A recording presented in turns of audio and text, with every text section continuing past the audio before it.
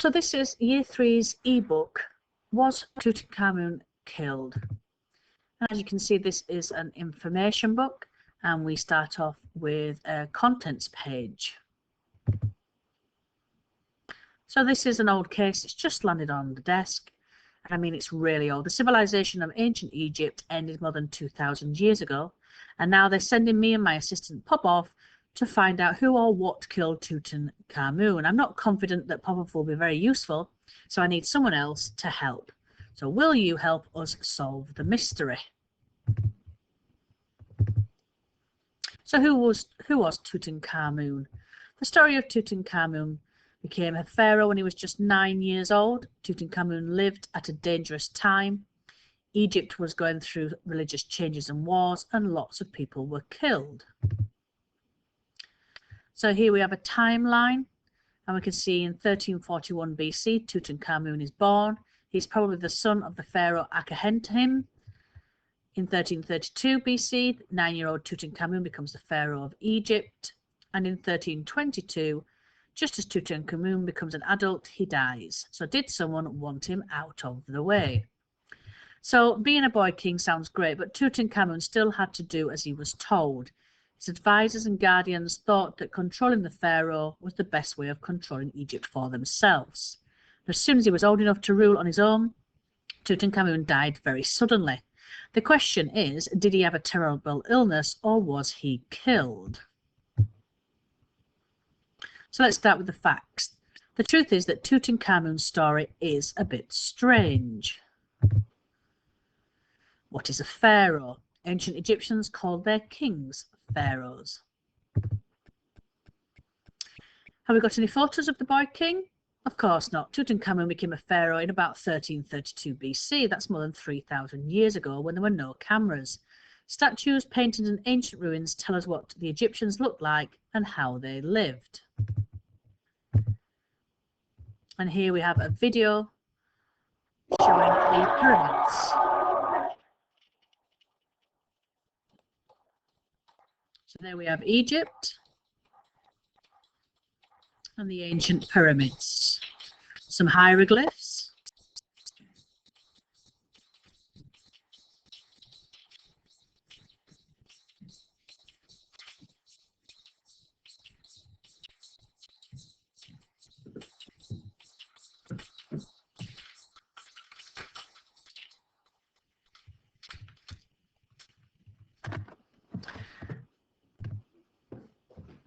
Okay, and then we're just going to move on to have a look in a diary. So this is what the boy king's diary may have looked like. So in 1326 BC, what a year. These are my top 5 worst things about being a teenage pharaoh. Number 1, boring old advisors. They always order you around and never listen to what you say. Number 2, advisors only interested in more power and money for themselves. Number 3, no friends your own age. Number 4, gold thrones and fancy furniture may look nice, but they're really uncomfortable. Everyone else wants to be a pharaoh, so you can't trust anyone, is number 5. When I'm grown up, they'll have to obey me. So let's move on to the next slide. So how do we know about Tutankhamun? So the whole mystery started when Howard Carter found Tutankhamun's body. The search for the tomb. Howard Carter had been looking for Tutankhamun's tomb for many years. He searched part of the desert called the Valley of the King, where Egypt's pharaohs were buried. In November 1922, Carter's team discovered a stone step beneath the sand. So finding the tomb. A staircase led to the entrance of a tomb which had been hidden for thousands of years. The doorway was marked with a royal seal and the name Tutankhamun.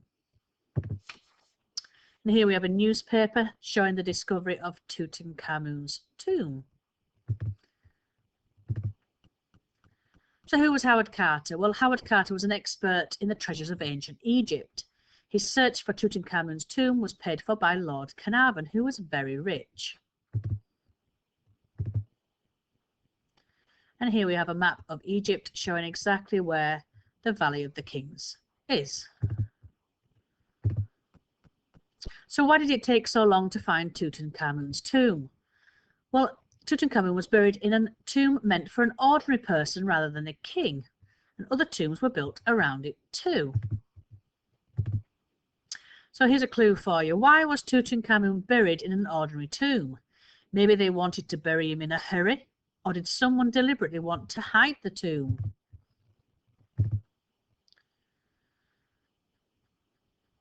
And if we have a look here into Howard Carter's diary, so an amazing discovery. After 5 years, Carter and Carnarvon were starting to give up hope of finding anything. Then they stumbled upon this amazing discovery.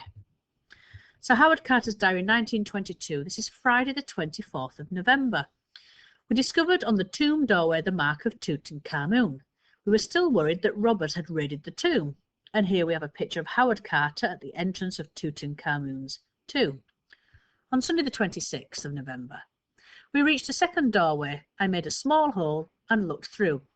It was some time before one could see. The hot air escaping caused the candle to flicker. But as soon as one's eyes became accustomed to the glimmer of light, the interior of the chamber gradually loomed before one, with its strange and wonderful medley of extraordinary beautiful objects heaped upon one another. Monday the 27th of November. It was clear we had found Pharaoh's tomb, and we were only in the outer chamber, filled with amazing treasure. The tomb was mostly undisturbed by robbers. Tutankhamun's body could lie in the next room. So let's move on to the next slide. So what else can Tutankhamun's tomb tell us? So there were lots of wonderful things: a decorative scarab beetle, a senate board used to play games, a beautiful golden throne, and a statue of the god Anubis. So detectives need evidence. So Tutankhamun's tomb was packed with all sorts of evidence about his life. Wonderful things. When Howard Carter first peered into the dark tomb, he said he could see wonderful things. The tomb was full of thousands of amazing objects, from beautiful jewelry to gold furniture. Why was Tutankhamun buried with all that stuff? Well, in ancient Egyptians, they believed that Tutankhamun was on his way to the afterlife. They filled the tomb with everything he would need for there, from food to models of his servants. So the tomb paintings. Paintings from the tomb show Tutankhamun riding in a chariot or with his wife Akhenaten. Sometimes he was sitting down or using a walking stick. An ordinary tomb. Tutankhamun would never have chosen this ordinary tomb for himself. Another tomb was being built, but he died so suddenly that the tomb was not ready. So let's have a look at this clue though. Some of the treasures were taken from other tombs because Tutankhamun had not yet built up a collection of his own. Could this be a sign that his death was not expected? So let's look inside the diary again. And this is Howard Carter. He kept a diary when he discovered the tomb, and it could give us some vital evidence. So the 27th of November 1922.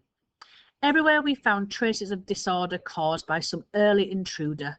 Objects overturned, broken fragments lying upon the floor, all added to the confusion. Tomb robbers had been in the tomb, but they hadn't taken all the treasures.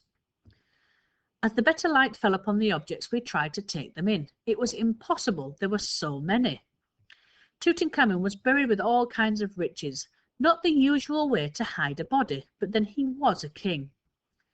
In neither of the two chambers could we see any traces of a mummy. So Carter and his team did not find the body straight away. The mystery gradually dawned upon us. We were in the outer portion of the tomb. Behind that closed doorway was the tomb chamber, and Tutankhamun probably lay there. We had found that monarch's burial place intact, so tomb robbers had not discovered or disturbed Tutankhamun's mummy. I'll move on to the next slide. So what can we learn from Tutankhamun's body? So Tutankhamun's body may be thousands of years old, but it still holds important clues about how he died. So finding the mummy. The body of Tutankhamun was found in a separate burial chamber of the tomb. The mummified body of the pharaoh lay inside a golden sarcophagus, where it had been placed for more than 3,000 years before. What have we learnt about Tutankhamun since Howard Carter found the body? Good question. In 1968, the mummy was X-rayed. So the spine, the X-ray of the spine found that Tutankhamun's spine was bent. So could this be the reason why he died so young? His skull was damaged. It might have been caused by a blow to the head. Again, did this kill him, or did it happen during mummification? And 3, the ribs were missing. Some of the ribs were missing. So was he born like this, or did he have an accident?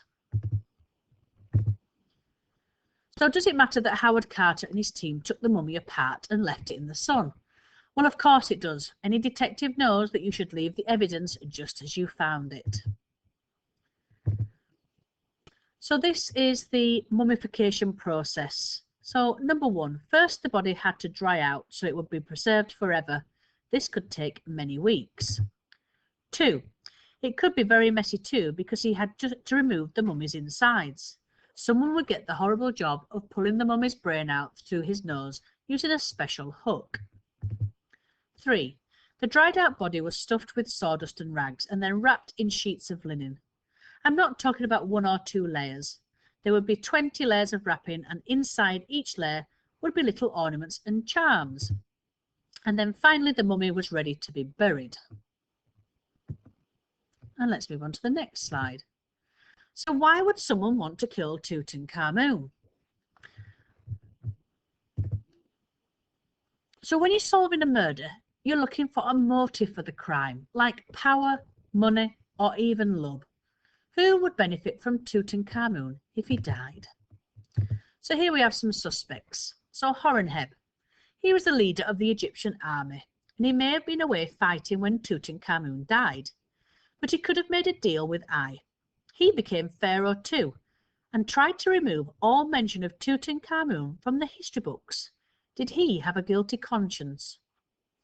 Ai was the young king's most powerful advisor. This cunning man had also been an advisor to the pharaoh Akhenaten, who was probably Tutankhamun's father. When Tutankhamun died, Ai rushed to bury his master and took power himself. He might also have married Tutankhamun's wife. Wouldn't everyone have known if a pharaoh was killed? Well, in ancient Egyptians, they didn't have television news or websites to spread the word. Tutankhamun could have been poisoned without anyone knowing. No one was brave enough to accuse the new pharaoh of murder. So here's a letter clue. Around the time that Tutankhamun died, a letter was sent by an Egyptian queen to the king of the Hittites. Was this letter Tutankhamun's widow, Akhenaten? My husband has died, and I have no son.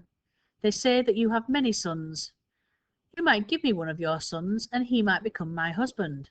I would not want to take one of my servants. I am unhappy to make him my husband.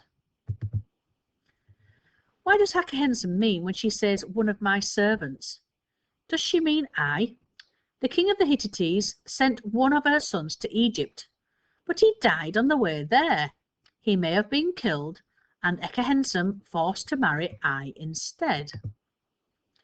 So here's a clue. Akhenaten doesn't say that I might have killed her husband, Tutankhamun. Is that because she didn't know, or is it because it wasn't him? So moving on to the technology and how this can help us solve the mystery. So have we got any later information to help us solve the mystery? Good question. In 2005, Tutankhamun's body was scanned. CT scan evidence. A CT scanner creates a much more detailed picture of the body than an X-ray. This is what researchers found. Tutankhamun was healthier than in 1968, X-ray suggested. The scan shows his spine was bent when it was being mummified. The damage to the skull happened after Tutankhamun died. New evidence. Tutankhamun's leg was broken just before or just after he died. Could an infection from this wound have killed him? DNA testing. Scientists now find out that Tutankhamun's health from DNA in tiny samples of his body. These tests reveals that he could actually have been disabled from birth. He may have also been suffering from a disease that made him weak. If Tutankhamun was disabled from birth, that explains the walking sticks and around the pictures of him sitting down found in his tomb. Maybe he couldn't walk without a stick.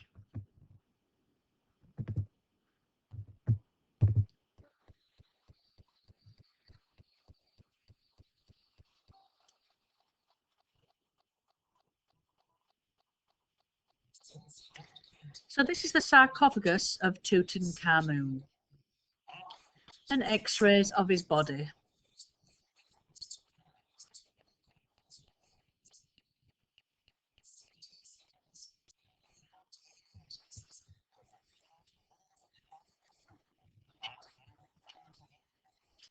And here's what Tutankhamun may have looked like.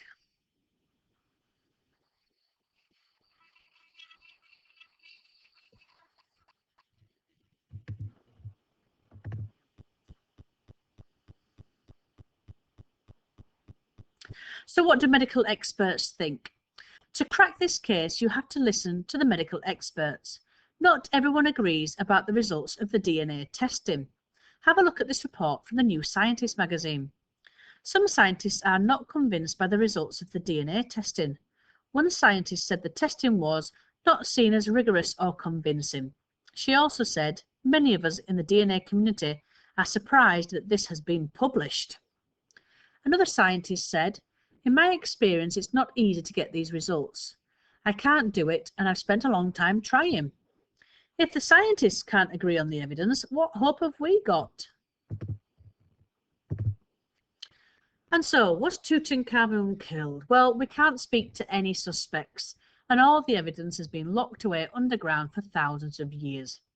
Do we have enough information to crack this case? Let's have a look at the evidence we do have. So what do we know? Tutankhamun lived at a dangerous time. Lots of people were killed, so maybe he was too. Was he buried in a hurry? His tomb was smaller than most royal tombs, and it seems to be hidden away.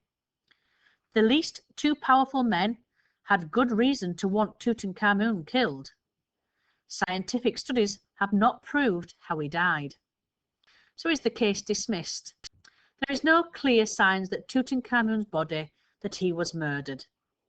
If he was killed, why bury him as a pharaoh with all of his treasures?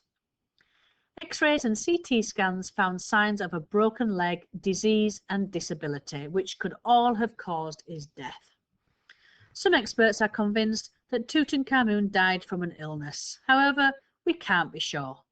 If Tutankhamun was killed, it looks as if Horemheb or some other killer has got away with it.